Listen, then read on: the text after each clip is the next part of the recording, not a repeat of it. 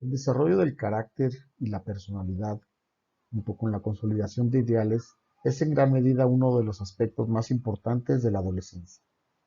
Y es en esta etapa de confusión y cambios cuando los jóvenes buscan esa identidad que les permite sentirse parte de algo mayor. A pesar de que el desarrollo de la identidad ocurre desde que nacemos y a lo largo de toda la vida, la adolescencia es la primera vez que las personas comienzan a pensar en cómo nuestra identidad puede afectar nuestras vidas. Durante la adolescencia somos mucho más conscientes de nuestras identidades cambiantes que en cualquier otra etapa de nuestra vida. De acuerdo con Morales y Moya, la identidad se refiere a nuestro sentido de quiénes somos como individuos. Como miembros de grupos sociales, nuestras identidades no son simplemente nuestra creación. Las identidades crecen en respuesta a factores tanto internos como externos. Hasta cierto punto, cada uno de nosotros elige una identidad, pero las identidades también están formadas por fuerzas ambientales fuera de nuestro control. La identidad es dinámica y compleja y cambia con el tiempo. Como se ha comentado, la identidad propia se refiere a cómo nos definimos a nosotros mismos. La identidad propia forma la base de nuestra autoestima. En la adolescencia, la forma en que nos vemos a nosotros mismos cambia en respuesta a los compañeros, la familia y la escuela, entre otros entornos sociales.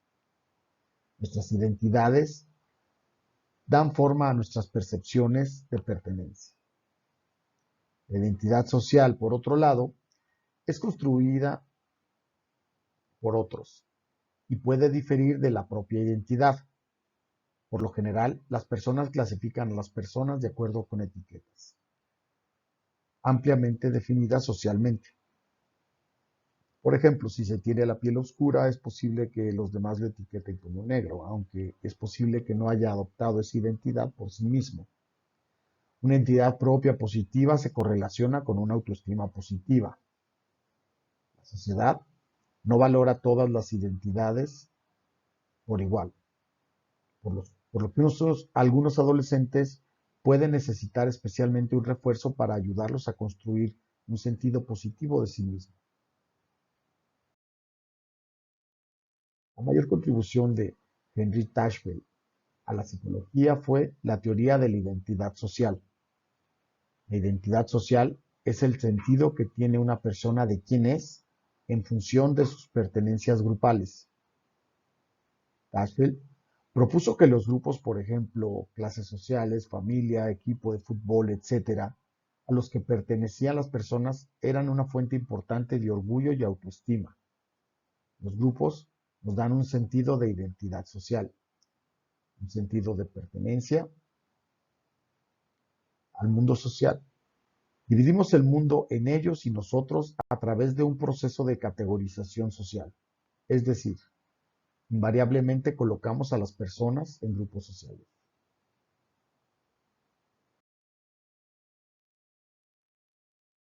Cashfield propuso que los estereotipos, esto es, poner a las personas en grupos y categorías, se basan en un proceso cognitivo normal, la tendencia a agrupar las cosas. Al hacerlo, tendemos a exagerar. Uno, las diferencias entre grupos y dos, las similitudes de las cosas en el mismo grupo. Esto se conoce como grupo interno, nosotros, y grupo externo, ellos. Los grupos humanos funcionan en la medida en que existe compatibilidad entre las personas, en relación con la inclusión, el control y la apertura. Sin embargo, entre mejor aceptación social tenga el grupo, mayor aspiración se tendrá de pertenecer a él, pero por otro lado, mientras mayor tenga el mismo, menor control podremos ejercer en él. La hipótesis central de la teoría de la identidad social es que los miembros de un grupo interno buscarán encontrar aspectos negativos de un grupo externo, mejorando así su propia percepción o autoimagen. Los puntos de vista prejuiciosos entre culturas pueden resultar en racismo, que en sus formas extremas, el racismo puede resultar en genocidio. Como ocurrió en Alemania, Ruanda o la antigua Yugoslavia, entre bosnios y serbios, por nombrar algunos. El concepto de identidades juveniles se refiere a la existencia de una sensación de pertenencia a un grupo con unas características, costumbres, ideas y comportamientos determinados entre la población menor de edad. Este fenómeno aparece principalmente durante la adolescencia y los primeros años de juventud, aunque puede darse de forma parecida en cualquier momento. De acuerdo con Harter, las identidades o culturas juveniles se forman como una herramienta por parte de los adolescentes para buscar quiénes son realmente y alejarse de la forma de pensar impuesta por padres y su entorno, que les había estado dominando durante los primeros años de su vida. Generalmente el concepto de identidades juveniles está asociado a fenómenos como el de tribus urbanas, que tiene que ver con la formación de grupos adolescentes y jóvenes con formas similares de ver la vida, que se caracterizan por el uso de ropa determinada, una manera de hablar en concreto, símbolos de identidad parecidos, etc. Las identidades grupales juveniles tienen una relación directa con la formación de autoconcepto y la identidad propia de los adolescentes. Pertenecer a un grupo de personas parecidas ayuda a los más jóvenes a encontrar su lugar en el mundo y a desarrollar su visión de quiénes son realmente. Como hemos comentado, en el proceso de formación de la identidad personal y social, podemos identificar procesos individuales, grupales y macrosociales. En el caso de los adolescentes, los más relevantes serían en procesos individuales, donde en términos generales observamos motivación de las personas para evaluarse a sí mismos de forma positiva, importancia de la pertenencia grupal para las personas a la hora de definir el yo y motivación de las personas para evaluar el grupo de forma positiva. En el caso de los adolescentes, esto desemboca y podría detallarse en autoestima personal, estereotipos, sentido de pertenencia y definición de la personalidad. En el caso de los procesos grupales, podemos identificar la comparación con otros grupos, la, la distintividad positiva del grupo propio respecto a otros grupos y la identidad social positiva que genera estar en este grupo. Los adolescentes, la identificación se da en estos estereotipos grupales, en las conductas grupales y a su vez en el autoestima grupal que se genera. En la parte de procesos macrosociales, encontramos esto como un contexto social. Es el marco en el que se establecen las comparaciones entre grupos. El contexto social es el que sustenta la distintividad social positiva. Esto es,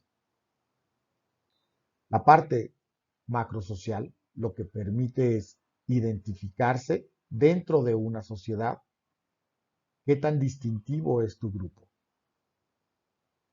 En estos se enfatizan los análisis de sistemas sociales a gran escala y se enfocan principalmente en la estructura social. Esto es, poner en perspectiva a su propio grupo. Y bien, la teoría de la identidad social establece varias conexiones entre procesos de distinta naturaleza, donde podemos destacar tres. El primero, donde encontramos una relación de antagonismo entre la identidad personal, un proceso individual, y la social, como proceso grupal. Cuando las personas enfatizan una de ellas, es generalmente a expensas de otra. El segundo, en el que existe una dependencia mutua entre la identidad social, el proceso grupal, y contexto social o proceso macrosocial. Aunque la primera está ligada a la pertenencia grupal, el grado en que es positiva tiene que ver con la posición que ocupa el grupo en la sociedad en su conjunto. Es importante resaltar que las creencias de las personas sobre el grado en que las posiciones de su propio grupo y de los demás grupos son estables y legítimas dependen también del contexto de cada uno. Y finalmente, la tercera conexión, que es crucial para la teoría de la identidad social, ya que permite explicar por qué las personas se aferran en ocasiones a su identidad social, aunque ello les cueste la vida, y por qué en ocasiones intentan modificar o cambiar. Para la teoría Las estrategias utilizadas por las personas son el resultado de las combinaciones de la legitimidad y estabilidad de las diferencias de estatus con el estatus relativo del grupo en la sociedad. Por otro lado, cualquier adquisición de aprendizaje es resultado de la interacción con otras personas y su ambiente social. Así, la constitución biológica y genética que tenemos va a jugar un papel mínimo en el desarrollo cognitivo del individuo. Gracias.